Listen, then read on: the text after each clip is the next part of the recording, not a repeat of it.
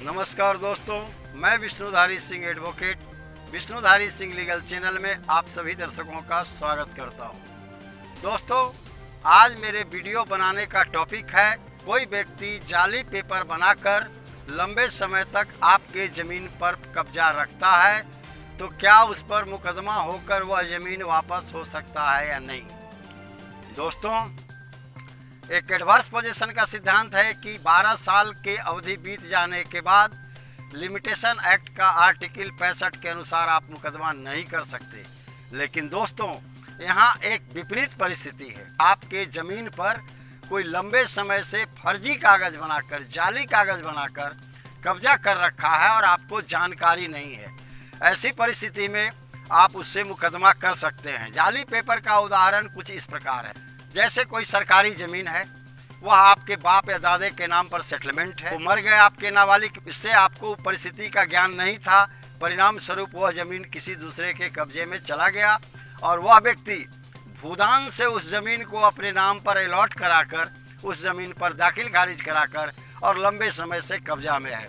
दोस्तों, ऐसी परिस्थिति में जब आपको अपना वो सेटलमेंट पेपर जो गवर्नमेंट से सेटलमेंट हुआ था आपके दादाजी के नाम पर जब मिले, उसी समय आप उस पर मुकदमा करके अपना ज़मीन वापस पा सकते हैं।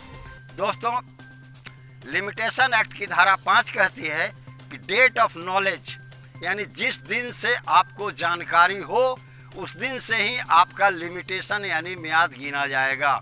यानी जानकारी आज हुई तो आज से 12 साल बाद तक हमारे पास अधिकार है अपने ज़मीन को मुकदमा करके वापस लेने का। दोस्तों, चूँकि सरकारी ज़मीन का भूदान नहीं होता, इसीलिए उसका कागज़ फर्जी माना जाएगा।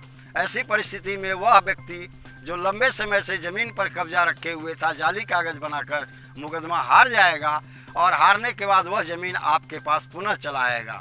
दोस्तों, फर्जी कागज़ का एक दूसरा उदाहरण है। जैसे आपके बाप दादे के नाम पर किसी ज़मींदार का खतियान था, लेकिन बाप दादे का आपका नाम उसमें सिकमी में जुटा हुआ था, सिकमी खतियान में उनका नाम है। दोस्तों, ऐसी परिस्थिति में अगर वह ज़मींदार इस सिकमी खतियान जिसमें आपके बाप दादे का नाम सिकमी खतियान होल्डर के नाम पर था, के नाम से था, वैसे ज़मीन को अगर सरकार को रिटर्न कर देता है कि यह हमारे पास सीलिंग से ज़्यादा ज़मीन है और सरकार भी उस ज़मीन को पुनः दूसरे किसी अन्य व्यक्ति को सेटलमेंट कर देती है और वह सेटलमेंट लंबे समय से उस सेटलमेंट करता बरकरार है, क्योंकि उसी सेटलमेंट के आधार पर वह दाखिल खारिज करा चुका है। दोस्तों, ऐसी परिस्थिति में आपको जब खतियान मिले, जब खतियान में आप देखें कि मेरे बाप दादे का नाम इस खतियान में सिकमी खतियानधारी के रूप में था, पुनः आप उसी तिथि से 12 साल तक मुकदमा करके आप पुनः उस व्यक्ति से ज़मीन वापस पा सकते हैं। चूँकि सिकमी खतियान में जिसका नाम है उसको ज़मीन देने के बाद ही खतियान का जो मालिक है, जो उस समय के ज़मींदार थे, उस सिकमी खतियान वाले को देने के बाद ही अगर सरकारी ज़मीन बची हुई है, सीलिंग से ज़्यादा है, तो वो सरकार को लौटा सकेंगे, अन्यथा नहीं। कहने का मतलब दोस्तों, सिकमी खतियान जिनका है उनकी ज़मीन सुरक्षित है, वो उसमें से अपना हिस्सा जितना सिकमी के रूप में उनका था, सिकमी का मतलब होता है सहभागी, तो ज़मींदार तो 420 ही किए कि वह अपने पूरे ज़मीन को सरकार को वापस कर दें कि मेरा सीलिंग का ज़मीन था, जबकि सच्चाई यह थी कि उसी ज़मीन में दूसरे का सिकमी खतियान भी था। ऐसी परिस्थिति में सेक्शन 5 लिमिटेशन एक्ट के अंदर आप जिस दिन से जानकारी आपको हुई कि हमारे बाप दादे का नाम सिकमी खतियान में था, उस दिन से पुनः सेटलमेंटधारी को जो सेटलमेंट कराकर दाखिल खारिज कराकर लंबे समय से उस ज़मीन पर कब्जे में है, उससे आप पुनः ज़मीन प्राप्त कर सकते हैं, पुनः आप ज़मीन वापस पा सकते हैं। दोस्तों, एक फर्जी उदाहरण और है।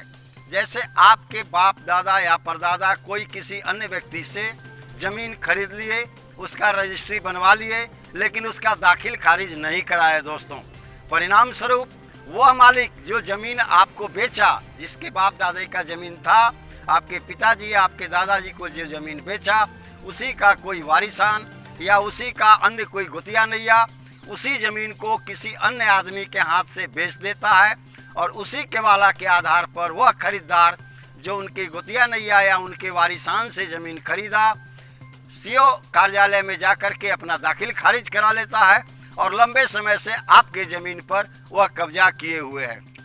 दोस्तों, ऐसी स्थिति में अगर आपके बाप दादे का वह केवाला बहुत दिनों का है जो कहीं भूला गया था, यहीं कहीं खो गया था, अगर वह मिल जाए तो सेक्शन 5 लिमिटेशन एक्ट का इस्तेमाल करके डेट ऑफ नॉलेज, जिस दिन हमें जानकारी हुई मेरा खतियान या मेरा केवाला भुला गया था, आज मुझे मिला, मुझे जानकारी हुई किया, तो पहले ही से वो ज़मीन मालिक मेरे बाप या दादे के नाम पर ज़मीन बेच चुका है, उसका यह सेल डीड पेपर है, लेकिन गलत ढंग से उसी का वारिसान उसी ज़मीन को दूसरे आदमी को बेच दिया। ऐसा न्यायालय में मुकदमा करके आप पुनः अपनी ज़मीन को वापस पा सकते हैं। चूँकि दोस्तों, कहा जाता है कानून में कि registry once made can't be made another time, यानी एक बार अगर सेल डीड हो गया तो उसी संपत्ति को आप दोबारा नहीं बेच सकते। यहाँ जो ज़मीन मालिक था वो आपके बाप दादे को रजिस्ट्री कर दिया, आपके पिताजी और दादाजी से गलती हुई कि वह उस ज़मीन पर अपना दाखिल खारिज नहीं करा सके। इसके लिए आपको फाइन देना होगा और दाखिल खारिज आपकी हो जाएगी। लेकिन दोस्तों, उसी ज़मीन को अगर दूसरे को बेच देता है, वैसी परिस्थिति में दूसरा खरीदार का कोई टाइटल इस ज़मीन पर नहीं बनता। अतः ऐसी ज़मीन आपको न्यायालय के द्वारा पुनः वापस हो सकती है। दोस्तों, अगर यह वीडियो पसंद आया या आपकी समस्या या आपके समाज की समस्या से जुड़ा हुआ है तो इसे लाइक करें, सब्सक्राइब करें, बेल बटन को ज़रूर दबाएं ताकि नोटिफिकेशन के द्वारा आपके पास वीडियो पहुंचता रहे। दोस्तों, अगर हो सके तो ज़्यादा से ज़्यादा इसे शेयर करें, क्योंकि समाज के अन्य व्यक्ति जो इस समस्या से पीड़ित हैं उन्हें भी लाभ हो सके, वो भी इस वीडियो को देखकर लाभान्वित हो सके। नमस्कार दोस्तों, विशेष अगले वीडियो में। धन्यवाद।